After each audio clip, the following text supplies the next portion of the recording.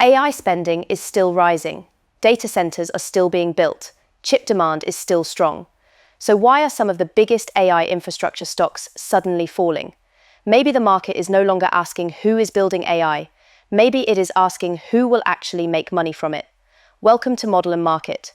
Every week, our AI investment committee debates one stock, challenges the market consensus, and makes a real portfolio decision. I'm Emma. Let's find out. Rupert, has the AI infrastructure trade peaked? No. The stocks ran too far, too quickly. That is different from the business slowing down. Microsoft, Google, Meta, and Amazon are still building. They still need chips, memory, networking, power, and cooling. The demand is real. The demand is real. But the valuation may have assumed that demand would stay exceptional for years. That is the risk.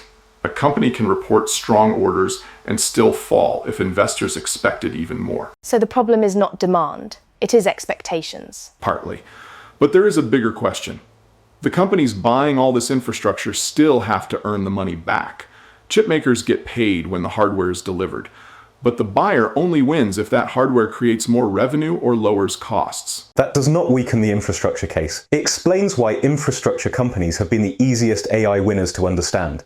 They already have revenue. They do not need to wait for consumers to adopt a new product. They could get paid first. That does not mean they keep the largest share of the profit.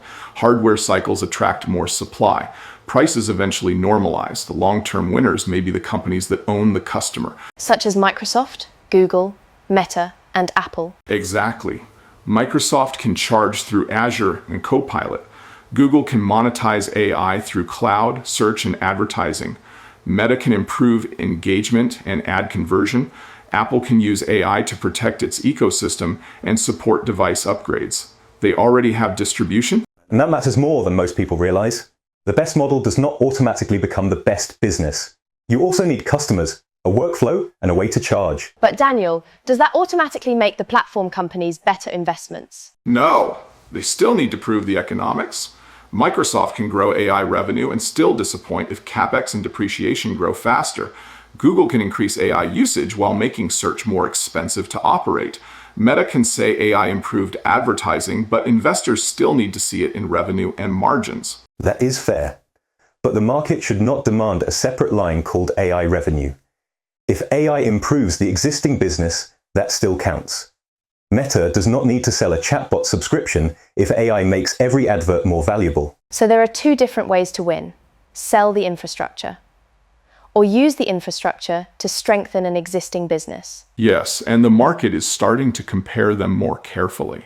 For infrastructure companies, the question is whether pricing power can last. For platform companies, the question is whether AI returns can outrun the spending. Which means this is not the end of the AI trade. It is the end of treating every AI company the same. So how does the committee position the portfolio? I would keep the strongest infrastructure leaders. The build-out is not finished.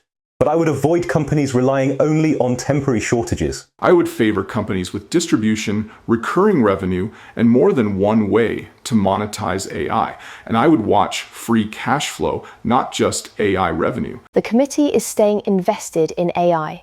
But the test has changed. We are no longer asking which company is spending the most. We are asking three things.